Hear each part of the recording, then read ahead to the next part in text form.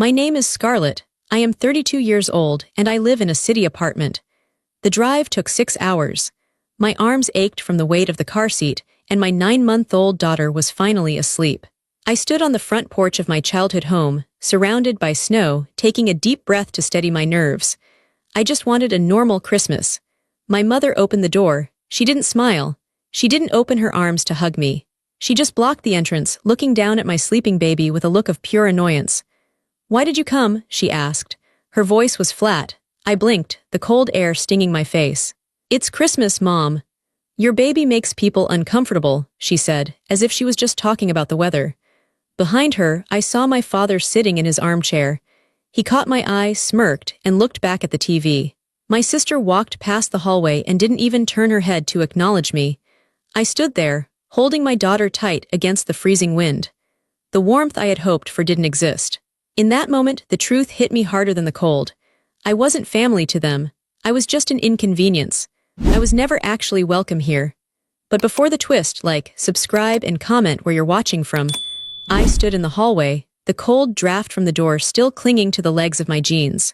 My mother had turned her back on me and walked into the kitchen without offering to take my coat. My father was staring at the television as if the football game contained the secrets of the universe. My sister Jenny was scrolling on her phone on the sofa, her thumb moving in a rhythmic, dismissive swipe. No one moved to help me with the bags. No one moved to look at my daughter, Lily, who was blinking her eyes open in the heavy car seat I gripped with a shaking hand. I looked at the back of my father's head. His hair was thinning, but it was dyed a rich, dark brown. I remembered paying for that treatment. I remembered the day he called me, casually mentioning that his image was suffering at the country club and he couldn't afford the salon prices. I had transferred $300 into his account within 10 minutes. He never said thank you. He just sent a text later that said, "Looks good." I shifted my weight, the strap of the diaper bag digging into my shoulder. I looked at the walls of the house. The paint was fresh. It was a creamy, expensive white, just like my mother wanted. I paid for the painters last summer because she said the old yellow color gave her migraines. She had called me in tears, saying she couldn't live in a depressing house anymore. I paid the invoice directly to the contractor. It was $2,000. I looked at the floor beneath my boots. The hardwood was polished and gleaming. I paid for that refinishing 2 years ago when Jenny dragged a metal table across it and scratched it deep. My mother had screamed that the floor was ruined. Jenny had cried that she had no money. So, I stepped in. I always stepped in. For years, this has been my role. I am not the daughter. I am not the confidant. I am the wallet. I am the bank. I am the safety net that catches them before they ever have to feel the hard ground of reality. It started slowly, so slowly that I didn't even notice I was being trapped. I remember the first time clearly. I was 22 years old. I had just landed my first real job out of college as a junior analyst. I was making a decent salary for the first time in my life. I was proud. I felt like an adult. My dad called me on a Tuesday evening. His voice was low, shaky. He told me he had forgotten to pay the electric bill for 3 months. He said the power company was coming the next morning to shut off the lights. He said he was embarrassed. He said he didn't want Mom to find out. "Can you help me, Scarlett?" he had asked. Just this once. I felt a surge of responsibility. I wanted to be the hero. I wanted to prove I was capable. "Of course, Dad," I said. I paid the bill. It was $250. I felt a glow of pride when he thanked me. I thought it made me a partner in the family. I thought it earned me respect. But it didn't stop at the electric bill. 2 months later, it was the groceries. Mom called me, sounding frantic. She said the fridge was empty. She said, "Scarlett, your sister needs protein for her track team, and we just had a bad month with the business." I sent $500. Then it was the car repairs. Then the insurance premiums. Then the unexpected tax bills. The requests became a routine. They were never asked directly. They were always presented as crises. "The roof is leaking and mold will kill us." "The car broke down and your father can't get to work." "Jenny needs this specialized laptop for her design course or she'll fail." I remember the mortgage crisis the most vividly. It was 5 years ago. I was saving for my own apartment. I had been eating cheap noodles and skipping vacations to build my savings. My dad called me late at night. He was crying. I had never heard my father cry before. It terrified me. "We're going to lose the house," he sobbed. "The bank is threatening foreclosure. Business is dead. I don't know what to do, Scarlett. We'll be on the street. My heart broke for him. I couldn't imagine my parents homeless. I couldn't imagine my childhood home with a foreclosure sign on the lawn. How much? I asked. 12,000, he whispered. I looked at my savings account. I had $13,000. It was everything I had. It was my freedom money. I didn't hesitate. I transferred $12,000 the next morning. They kept the house. They didn't lose a single piece of furniture. I felt like I had saved them. I waited for the change in our relationship. I waited for them to treat me like the savior I was. But the next week, I saw photos on Facebook. They were at a winery on the coast. They were staying in a nice hotel. They were eating steak. I called my mother, my hands shaking. Mom, how can you afford a trip if you were about to lose the house last week? She snapped at me. Her voice was sharp, defensive. We need to decompress, Scarlett. You don't understand the stress we've been under. Your father almost had a heart attack from worry. Don't be petty. I let it go. I always let it go. I convinced myself that I was the strong one. I told myself that they were just bad with money, and I was good at it, so it was my duty to help. It was the price of admission to this family. Over the last decade, I have paid for Jenny's entire existence. I paid for her college tuition because she couldn't handle the stress of student loans. My parents said loans would crush her creativity. So I paid. I paid for her car insurance because she had 3 speeding tickets, and the premium was too high for my parents to cover. I paid for her dental work when she wanted veneers because she was insecure about her smile. I kept a spreadsheet once, about 3 years ago. I wanted to see where my money was going. I sat at my kitchen table with a glass of wine and my bank statements. I started adding up the transfers, the bill payments, the gifts, the emergency loans that were never repaid. I stopped when the number crossed $100,000. I closed the laptop and cried. I wasn't crying because of the money. I was crying because I realized I was buying their love. And the worst part was, it wasn't even working. If I missed a payment, or if I said, I can't right now, the silence would be immediate and punishing. They would ignore my calls for weeks. They would forget to invite me to family birthdays. They would make passive-aggressive comments on social media about ungrateful children. But as soon as the check cleared, the phone would ring again. They wouldn't say, I love you. They would say, did the money go through? Or, thanks, we got it. I looked at Jenny on the couch now. She was 26 years old. She had a degree I paid for. She drove a car I insured. She didn't have a job. She lived here rent-free in a room that I probably paid to heat. She was the free spirit. She was the creative one. I was the rigid one. I was the workaholic. I was the one who worked 60 hours a week, missing out on my own life just so they could live comfortably. And now, standing here with my own child, the dynamic had shifted. I felt it in the air. For the last 9 months, since Lily was born, my payments had slowed down. I had to pay for a nursery. I had to buy diapers. I had to start a college fund for my daughter. I had told my parents no twice in the last month. I saw the resentment in their eyes. They didn't look at me and see a daughter who was a new mother. They didn't see a woman who was tired and recovering and needing support. They saw a broken ATM. They saw a resource that was drying up. My daughter, sleeping innocently in her carrier, was not a grandchild to them. She was a threat. She was a competitor. Every dollar I spent on her formula was a dollar I wasn't spending on their lifestyle. Every hour I spent caring for her was an hour I wasn't spending solving their problems. I tightened my grip on the handle of the car seat. My knuckles turned white. I had bought this house for them, essentially. I had bought the car in the driveway. I had bought the food in the fridge. I had bought the clothes on their backs. And yet, I was standing in the doorway like a stranger. I realized then that my money hadn't bought me anything real. It hadn't bought me respect. It hadn't bought me loyalty. It hadn't even bought me a simple hello on Christmas Day. The realization made me feel sick. It was a hollow, aching feeling in my chest. I had been investing in a black hole for 10 years. I looked at my mother again. She was opening the oven, checking on the roast beef.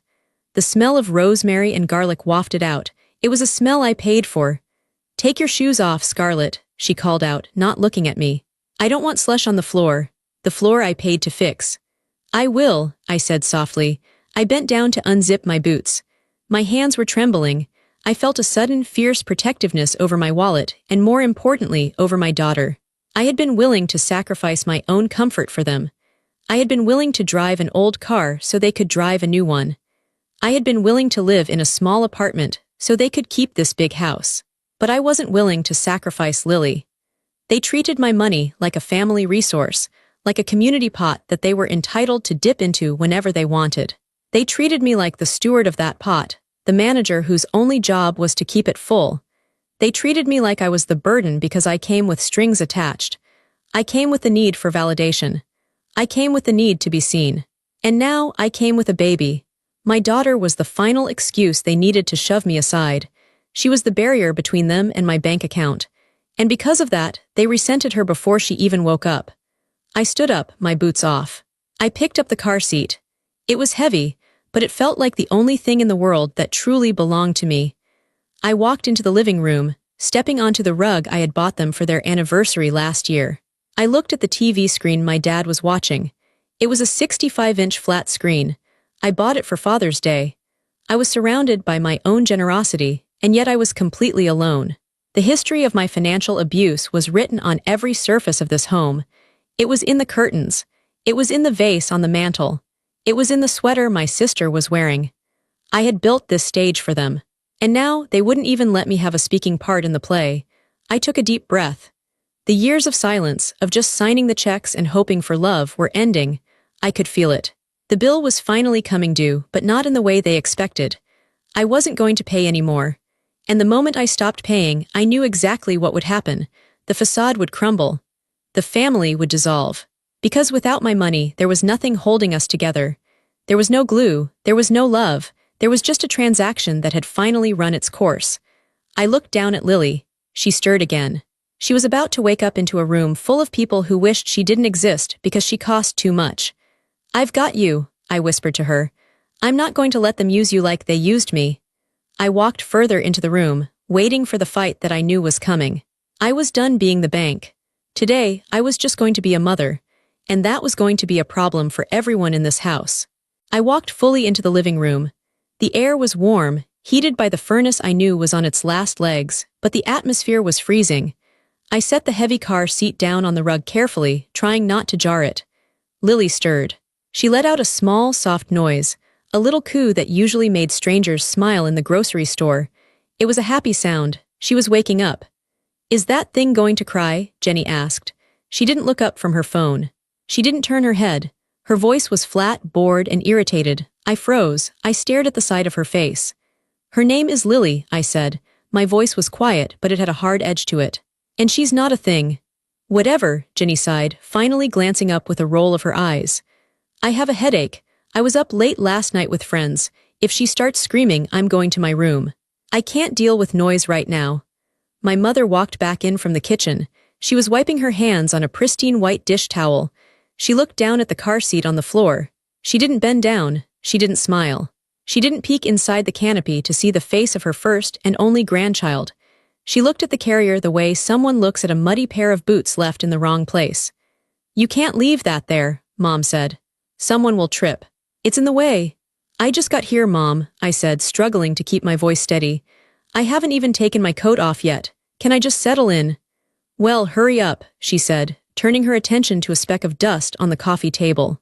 "And don't put her on the white sofa. She spits up, doesn't she? Babies always spit up. I don't want stains on the fabric. That sofa cost a fortune." I bit the inside of my cheek. I wanted to scream, "I paid for that sofa, Mom. I sent you the money for it 3 years ago." But I didn't. I just felt a lump form in my throat. It was hard and painful, like swallowing a stone. I bent down and unbuckled Lily. I lifted her out of the seat. She was warm and soft, smelling like baby lotion and sleep. She rubbed her eyes with her tiny fists and looked around the strange room. She blinked, her big blue eyes taking in the lights of the Christmas tree. She saw my dad sitting in his recliner. She smiled. It was a big, gummy, joyful smile. She waved a little chubby hand at him. Dad looked at her. He frowned. He didn't smile back. He didn't wave. He picked up the remote control and pressed the volume button. The sound of the football game got louder, filling the room with the noise of cheering crowds and commentators, drowning out the soft coos Lily was making. "Dad," I said, stepping closer. "This is Lily. She's waving at you. She recognizes you from the video calls." "I see her, Scarlett," he grunted, his eyes glued to the screen. "I'm watching the game. It's the fourth quarter. Do you have to stand right in front of the TV?" I stepped aside, clutching Lily tighter against my chest. She buried her face in my shoulder, sensing the rejection. Babies always know. She could feel the tension radiating off me, and she could feel the coldness coming from them. She started to whimper. "Great," Jenny said, throwing her hands up in the air. "Here we go, the siren starts." "She's not a siren," I snapped. "She's just hungry. It was a 6-hour drive. Does anyone want to hold her while I get her bottle ready? I just need to use the bathroom and wash my hands." I looked at the three of them. I offered them the most precious thing in my life. Jenny aggressively tapped on her screen, ignoring me completely. Dad stared at the football players running across the green field. Mom sighed loudly, dramatically. She adjusted her silk blouse. "I have food on the stove, Scarlett. I have to baste the roast. I can't have baby drool on this top, it's dry clean only." Not one of them wanted to hold her. I stood there for a moment, stunned. In the movies, or in my friends' families, a new baby is the center of the universe. When my friend Sarah went home for Christmas, her parents fought over who got to hold the baby first. Here, my baby was treated like a contagious disease. I felt tears prick my eyes, hot and stinging, but I refused to let them fall. I wouldn't give them the satisfaction of seeing me cry. I walked to the kitchen with Lily on my hip. The kitchen was warm. It smelled delicious: roast beef, caramelized onions, cinnamon, and pine. It smelled like the Christmases of my childhood, but the feeling was wrong. It felt like a waiting room at a dentist's office, sterile, impersonal, and filled with dread. I warmed a bottle under the hot tap water. I stood alone by the sink. I whispered to Lily, "It's okay, Mommy's here." "I love you." I walked back out to the dining room. I didn't go back to the living room where they were. I sat on a hard wooden chair in the corner, away from the white sofa, away from the TV. I fed Lily her bottle. I watched my family through the archway. They were talking to each other now. The tension had vanished as soon as I left the room. Jenny was showing Mom a video on her phone, and they were both laughing. It was a genuine, easy laugh. Dad was cheering for a touchdown, shouting at the screen. They were a unit, a closed circle. They were comfortable with each other. I was the observer. I was the outsider looking in through a glass wall. My eyes drifted to the pile of gifts I had brought. I had spent hours wrapping them in expensive paper with real ribbons. I had bought Jenny a designer handbag she had linked on her Instagram. It cost $500. I had bought Dad a new smartwatch because he complained his old one was slow. I had bought Mom a set of luxury skincare creams she loved. The bags sat by the door, untouched. They hadn't even asked what I brought. They hadn't even looked at them. "So," Mom called out from the living room. She didn't turn her head. She just shouted over the back of the sofa. "Did you get that end-of-year bonus you were talking about?" That was the first question. Not "how was the drive?" Not "how are you feeling?" Not "is the baby sleeping through the night?" "Yes," I said, my voice dull. "I got it." "Good," she said. "The furnace has been making a terrible clanking noise all week. We might need a new one next month. Your father had a guy look at it. He said it's going to be about $4,000 to replace the whole unit." She didn't ask if I could help. She didn't ask if I had the money. She just stated the price. She assumed the check was already written. She assumed that my bonus was actually their bonus. I looked down at Lily. She was drinking her milk, her eyes wide and trusting, looking up at me. She played with a button on my shirt. She was innocent. She didn't know that the people in this room considered her a financial inconvenience. She didn't know that her grandmother was more worried about a silk blouse than about bonding with her. I realized then that they didn't hate the baby. That would almost be better because hate is an emotion. This was worse. This was indifference. They didn't care about her. She was competition. She was a new expense.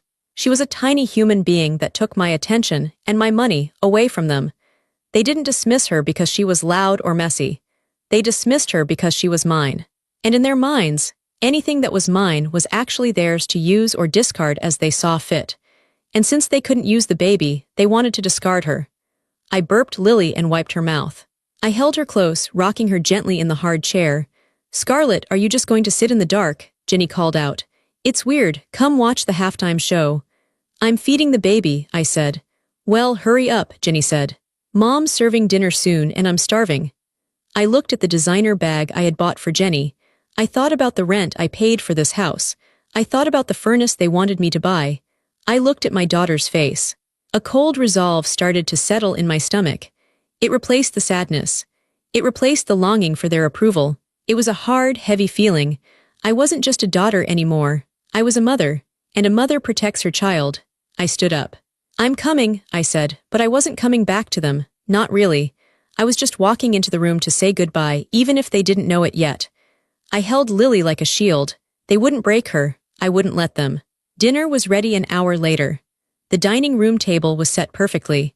My mother always set a beautiful table, crystal glasses, silver cutlery, linen napkins. It was a show. It was all about appearance. I had to bring in the portable high chair I had packed in the trunk. My parents hadn't bought one. I had told them months ago I was coming with a 9-month-old. I had sent links to cheap ones on Amazon. They had ignored them. So I dragged the plastic chair in and set it up at the corner of the table. Lily sat in the high chair, chewing on a rubber teething toy. She was being good. She was quiet, just watching the candlelight flicker. Can you move her? Jenny asked, sitting down and unfolding her napkin. She's staring at me, it's creepy. She's a baby, Jenny, I said, my voice tight. She's just looking around. She's curious. Well, turn her chair around, Jenny snapped. I'm trying to eat. I don't want to be watched by a baby while I chew, it's annoying.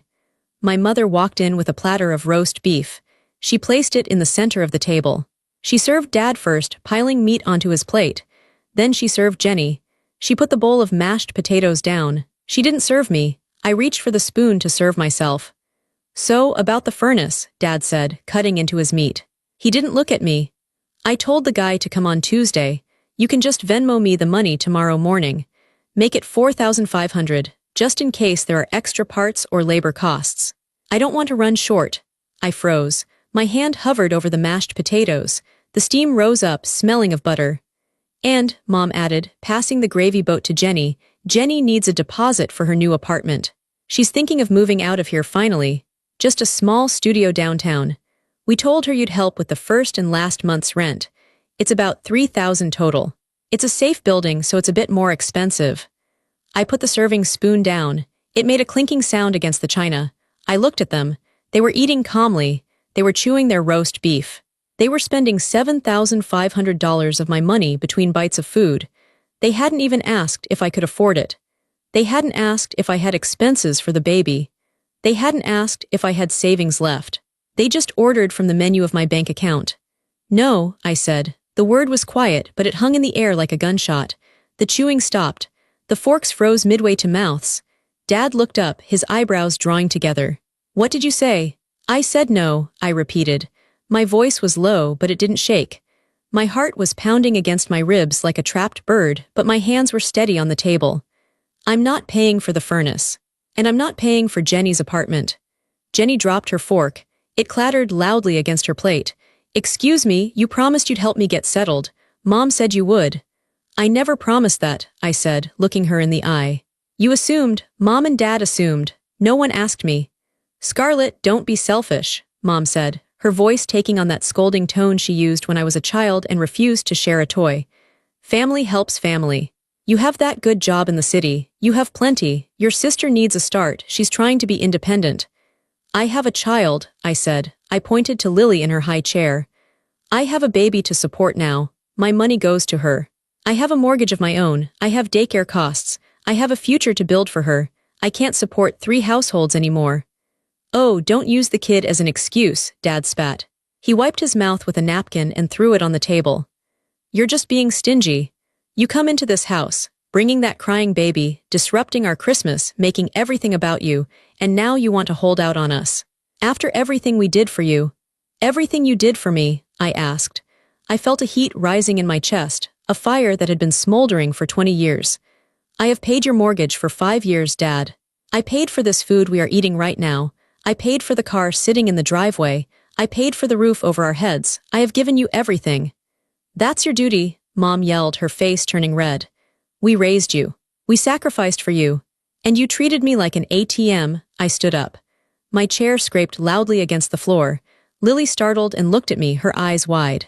I walked in here today and not one of you, not one, asked how I was. You looked at my daughter like she was a mistake. You insulted her. You ignored me. And the first real sentence you spoke to me was asking for $4,000. You're hysterical, Jenny laughed. It was a cruel, cold laugh. She shook her head.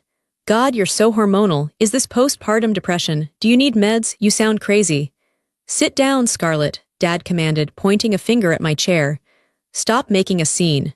You're ruining dinner. No, I said. I'm done. I am finally, truly done. I looked at them, really looked at them. I didn't see my parents. I didn't see my sister. I saw strangers. I saw the greed in their eyes. I saw the entitlement. There was no love there. There was just a hunger for what I could give them. They loved my utility, not my humanity. If you don't want me here for me, then you don't get my money, I said, my voice clear and final. This is the last time. You will not receive another dollar from me, not for the furnace, not for the apartment, not for groceries. Figure it out yourselves. They laughed. They actually laughed at me. She'll transfer it tomorrow, Mom said to Dad, ignoring me standing there. She always feels guilty later. She's just tired. Just let her have her tantrum. I bet she sends 5,000 just to apologize, Jenny sneered, picking up her fork again. Something inside me clicked. It was the sound of a heavy chain finally breaking. It was the sound of the lock snapping open. They didn't believe me because I had never held my ground before. They thought they owned me. They thought I was weak because I was kind. I looked at Lily. She was watching me, quiet and alert. I knew in that moment that I had to protect her. I couldn't let her grow up watching her mother be treated like this.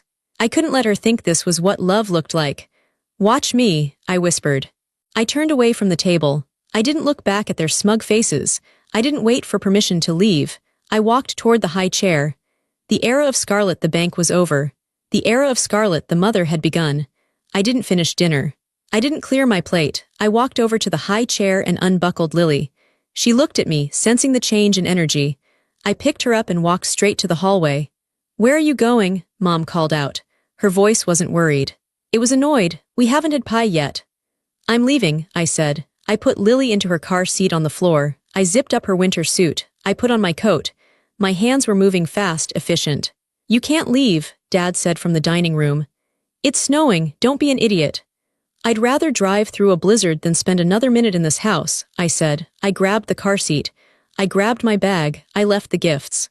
I left the designer bag and the watch and the skincare. I didn't care about the money I had spent on them. It was a sunk cost, the price of my freedom. I opened the front door. The wind howled. Snow was coming down in thick sheets. Scarlett, Mom yelled, finally standing up and coming to the hallway. If you walk out that door, don't you dare come back crying when you need us. I turned around one last time. The cold air swirled around me. I won't need you, I said calmly. I never did, you needed me. I slammed the door. The walk to the car was brutal. The wind bit at my face. The snow crunched under my boots. I strapped Lily into the base in the back seat. I checked her buckles twice. I kissed her forehead. We're going home, baby girl, I whispered. We're going to our real home. I got into the driver's seat and locked the doors. I saw the curtain in the living room window move. They were watching, probably waiting for me to turn off the engine and come back inside, begging for forgiveness. I put the car in reverse and backed out of the driveway. I didn't look back. The drive was terrifying. The highway was a sheet of white. The windshield wipers worked furiously against the snow. My knuckles were white on the steering wheel. The car slipped once, sliding slightly on black ice, but I corrected it. I was hyper-focused. I didn't cry. I didn't panic. I felt a strange, cold clarity. For years, I had been driving through a metaphorical storm with my family, blinded by guilt, sliding on their manipulation, trying to keep everyone safe while they laughed in the back seat. Now the storm was real outside the car, but inside I was in control. I drove for 6 hours. Lily slept for most of it. When I finally pulled into the parking lot of my apartment complex, the snow had stopped. The sky was clear and dark. It was 2 a.m. I carried Lily upstairs. My apartment was quiet. It smelled like lavender and peace. There was no roast beef. There was no shouting. There was no demand for money. I laid Lily in her bassinet. I didn't turn on the lights. I just sat in the rocking chair next to her. I watched her chest rise and fall. I realized then that I had been an orphan for a long time. I just hadn't admitted it. My parents were alive, but I had no parents. I had dependents who looked like parents. I took out my phone. I had 12 missed calls from Mom, 5 texts from Jenny calling me a psycho, 2 voicemails from Dad telling me to grow up. I didn't listen to them. I didn't read them. I looked at my daughter. She was safe. I was safe. And for the first time in my life, my bank account was mine. My future was mine. I wasn't scared of being alone anymore. I was relieved. I leaned back in the chair and closed my eyes. The silence was the best Christmas gift I had ever received. 2 days passed. The silence in my apartment was heavy, but it was peaceful. I spent the time just being a mother. I held Lily. I played on the floor with her. I didn't check my bank account. I didn't check my email. I tried to pretend that the world outside my front door didn't exist. But deep down, I felt a sick knot in my stomach. I knew them. I knew this wasn't over. They wouldn't just let me walk away. They wouldn't just let the bank close its doors without trying to pry them open again. On the morning of the third day, there was a knock at the door. It wasn't a polite knock. It was a confident, rhythmic rapping. I froze. I was in the kitchen making coffee. Lily was in her swing, watching the morning light hit the wall. I walked to the door and looked through the peephole. My heart sank. It was my mother and my father. And Jenny, they were all there, standing on my welcome mat, brushing snow off their coats. They didn't look angry, they looked pleasant. My mother was holding a Tupperware container. My father was holding a bottle of wine. Jenny was actually smiling. I debated not opening it. I could just pretend I wasn't home. But my car was in the lot. They knew I was here. And a part of me, the part that was still a little girl wanting her mommy, wanted to see what they would say. I wanted to believe that maybe, just maybe, the drive away on Christmas had woken them up. I unlocked the deadbolt and opened the door. "Surprise," Mom said, her voice bright and cheery. She pushed past me before I could invite her in. "It's freezing out there, Scarlett, let us in." They filed into my small apartment. The space suddenly felt crowded. They looked around, judging the furniture, judging the size of the TV. "What are you doing here?" I asked. I stayed by the door, my hand still on the knob. "We came to see you, silly," Jenny said. She took off her boots and kicked them into the corner. "We felt bad about Christmas. It got a little heated, didn't it?" "Heated," I repeated. "You laughed at me. You told me I was unwanted." "Oh, stop it," Dad said. He walked over to the kitchen counter and set down the wine bottle. "We were all stressed. The holidays are stressful. You know how your mother gets. You know how I get." "We didn't mean it." He didn't say "I'm sorry." He said we didn't mean it. It wasn't an apology. It was an eraser. He was trying to erase the memory so we could go back to normal. "We brought leftovers," Mom said, holding up the Tupperware. "I made that potato salad you like, and we missed the baby." She walked over to the swing where Lily was sitting. "Hello there," she cooed. She didn't pick her up. She just waved a finger in Lily's face. "Did you miss Grandma?" Lily looked at her blankly. She didn't know this woman. I watched them. They were acting like nothing had happened. They were walking around my home, touching my things, making themselves comfortable. It was a performance. I could feel it. It was too rehearsed. "So," Jenny said, flopping onto my couch. "This place is cute. A little small, but cute. How much is rent here? Like $2,000. "Why does that matter?" I asked, walking into the living room. "Just curious," she said, shrugging. "I'm just comparing it to the places I'm looking at, you know, for my move." There it was. The apartment. "I told you," I said, my voice steady. "I'm not paying for your apartment, Jenny." We know," Mom said quickly, waving her hand dismissively. "We're not here to talk about money. We're here to be a family. We want a fresh start. It's almost New Year's. Let's leave the drama in the past." "We were thinking," Dad said, leaning against the counter. "For New Year's Eve we should all go out. A nice dinner. That steakhouse downtown." "My treat?" I looked at him. "Your treat?" "Well," he hesitated. "I mean, I'll pick the place. We can figure out the bill later, but we want to celebrate. We want to celebrate you, Scarlett. You work so hard." They were saying all the right things, but their eyes were cold. They were scanning the apartment, looking for signs of wealth. Mom was eyeing my new coffee maker. Jenny was looking at the laptop sitting on my desk. "We really do miss you," Mom said, her voice softening. She walked over and put a hand on my arm. It felt heavy. "You're our rock, Scarlett. We fall apart without you. You know that. We were just scared on Christmas. Scared of losing you." I felt a crack in my resolve. I wanted to believe her. I wanted to believe that they valued me. I had spent my whole life waiting for them to say they needed me emotionally, not just financially. "You really mean that?" I asked. "Of course," Mom said. She squeezed my arm. "We love you, we're a family. Families fight, but they always come back together." "And look," Jenny added, pointing at Lily. "The baby is cute." I guess, it was a weak effort, but it was an effort. "Okay," I said. I let out a breath I had been holding for 2 days. "Okay, you can stay for coffee." They smiled. It was a collective sigh of relief. But it wasn't the relief of a family reunited. It was the relief of a salesman who just closed a deal. We sat in the living room for an hour. We drank coffee. They talked about neighbors I didn't know. They talked about a TV show I didn't watch. They didn't ask about my job. They didn't ask about Lily's schedule. But they were there. And for a moment, I let myself pretend it was real. I let myself pretend that the snowy drive hadn't happened. I let myself pretend that I was just a daughter having coffee with her parents. But the air was thin. Beneath the chatter, I could feel the desperation. They were being too nice. Too careful. It was like they were walking on ice, trying not to crack it before they got to the other side. And the other side, I knew, was my bank account.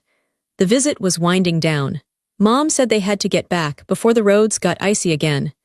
I just need to use your restroom, Mom said. She stood up and left her purse and her phone on the coffee table right in front of me. Dad was in the kitchen, looking in my fridge, probably checking what brand of milk I bought to see if I was spending money on premium items. Jenny was putting her coat on by the door. I was sitting on the couch, holding Lily. Suddenly, Mom's phone lit up on the table. It buzzed loudly against the wood. I wouldn't usually look. I respect privacy. But the phone was right there, face up. And the text message preview was large. It was from Jenny. I looked at Jenny by the door. She was typing on her phone, a smirk on her face. She didn't know I was looking at Mom's screen. I read the message. The words burned into my retinas. Jenny, see, told you she'd fold. She always does. Now ask about the furnace money before we leave. My chest went cold. Instantly, painfully cold. The world seemed to stop spinning. The sound of Dad rummaging in the fridge faded away. The sound of traffic outside disappeared. All I could see were those words. She always does. Ask about the furnace money. It was a game, a strategy. The apology was a tactic. The we missed you was a lie. The fresh start was a trap.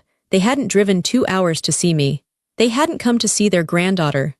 They had come because they needed $4,000 for a furnace, and they knew that if they played nice for an hour, weak Scarlett would give in. They thought I was stupid.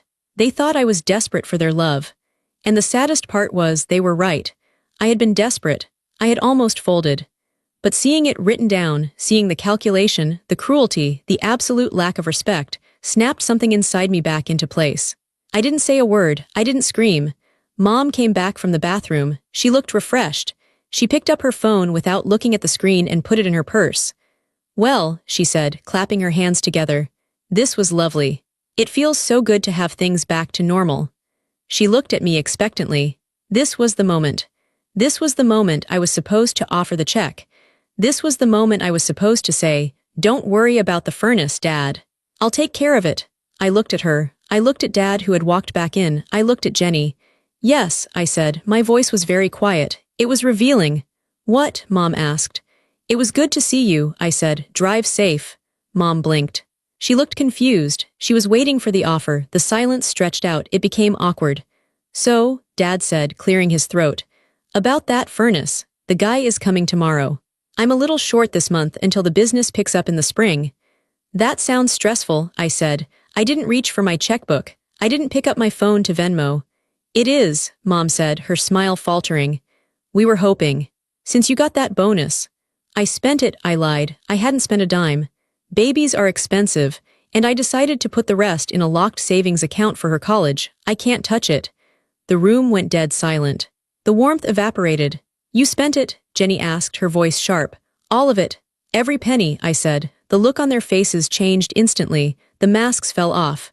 The loving family vanished. In their place were 3 angry, disappointed strangers. "Well," Mom said, her voice icy, "that was irresponsible. You should have consulted us." "Why?" I asked. "It's my money." "We're leaving," Dad said abruptly. He buttoned his coat. He didn't say goodbye to Lily. He didn't look at me. He just walked to the door. Mom followed him. She looked at me with pure disgust. "You've changed, Scarlett, and not for the better. You've become hard." "I've become smart," I said. They walked out the door. Jenny was the last one. She glared at me. "Thanks for nothing," she muttered. I closed the door. I locked the deadbolt. I leaned my forehead against the cold wood. They hadn't returned for love. They returned for access. They wanted the PIN code to my life, not a place in it.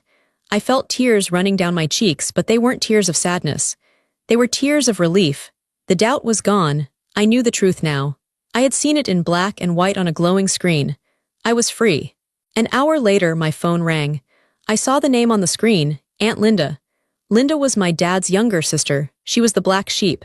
She lived 3 states away, didn't have much money, and refused to play my parents' games. We rarely talked, mostly because my parents always spoke badly of her. They called her bitter and trouble. I picked up. "Hello, Scarlett," her voice was rough, full of smoke and age. "It's Linda." "Hi, Aunt Linda," I said.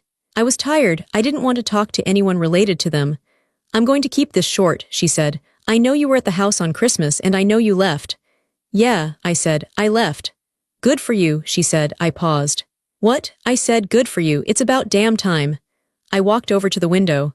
The sun was setting, casting long shadows across the snow in the parking lot. "I called the house today," Linda continued, "to wish them a happy new year. They didn't know I was on speakerphone initially. They were in the car, driving back from your place." My stomach tightened. "What did they say?" "You don't want to know," she said. "I do," I said. "I really do, I need to know." Linda sighed. "Your mother was laughing," she said. "She always crawls back, it's pathetic. She was mocking how you looked when they showed up. She said you looked like a scared little girl."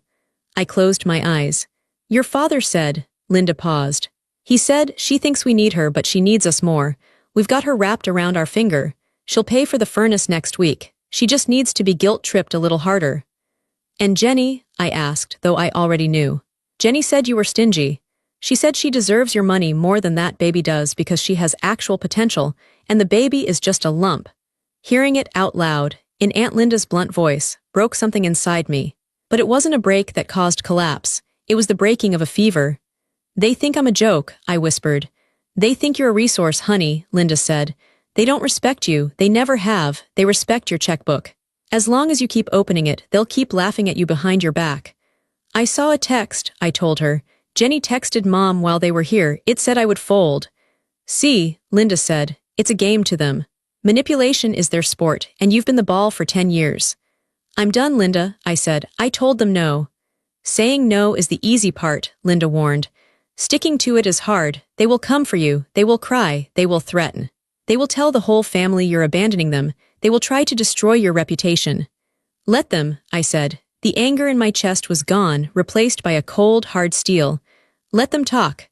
"Good girl," Linda said. Her voice was softer now.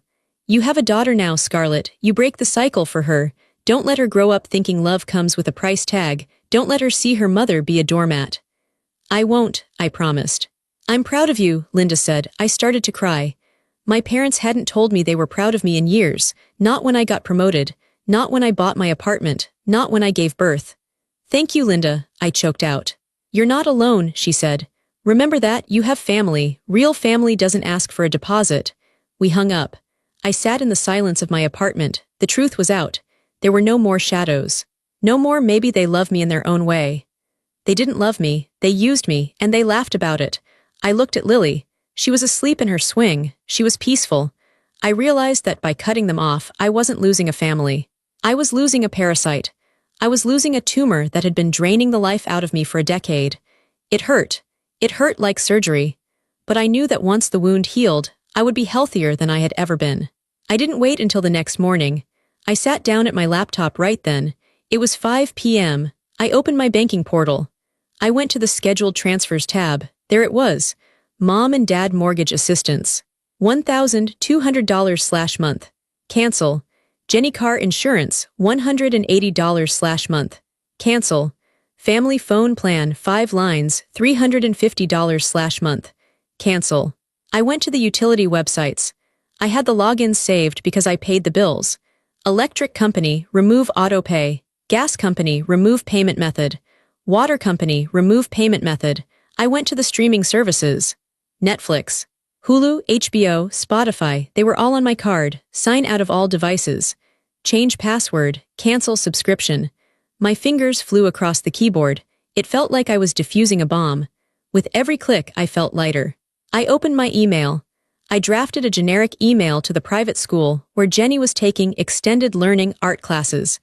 Subject, tuition payment. Body, please be advised that I will no longer be responsible for the tuition payments for Jennifer Smith.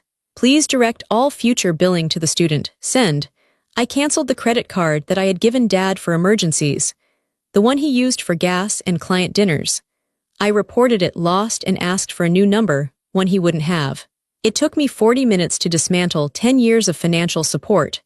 Then, I picked up my phone. I didn't send a big dramatic text. I didn't write a manifesto. I didn't want to give them the satisfaction of a fight. I went to my contacts. Mom, block caller. Dad, block caller. Jenny, block caller. I blocked them on Facebook. I blocked them on Instagram. I blocked their email addresses. I built a wall. A digital, financial, emotional wall. Then I waited. It didn't take long. 2 days later, the first domino fell. I got a notification from Netflix on my own phone. Login attempted from unknown device.